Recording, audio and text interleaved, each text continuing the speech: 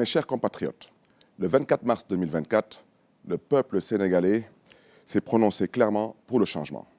7 mois après, on constate que la situation a empiré.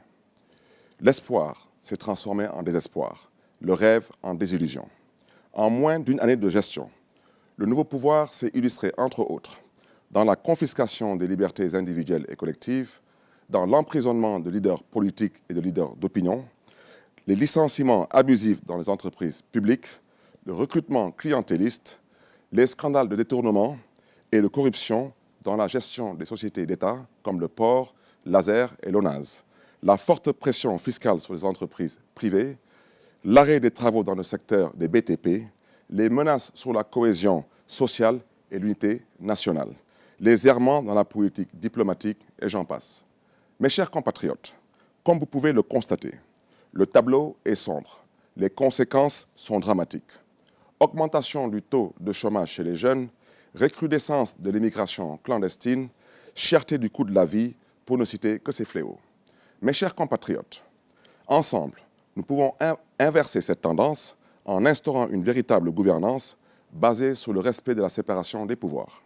Pour ce faire, les élections législatives anticipées du 17 novembre constituent un moment décisif de clarification pour mettre fin à l'amateurisme au sommet de l'État.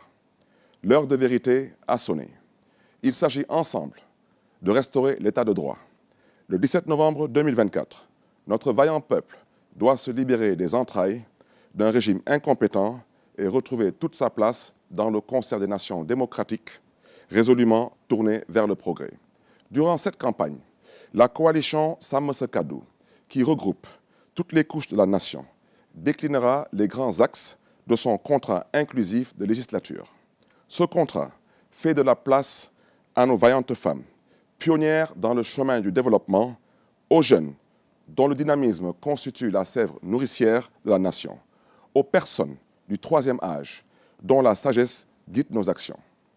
Il intègre aussi les préoccupations du monde rural, des entreprises, des travailleurs, des personnes vivant avec un handicap, des élèves et étudiants, des artisans, des ouvriers, des pêcheurs et de nos compatriotes de la diaspora.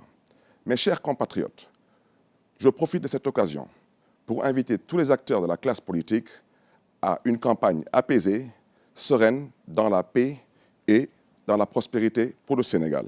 Vive la coalition Sàmm Sa Kàddu, vive le Sénégal, que Dieu vous garde et que Dieu vous bénisse.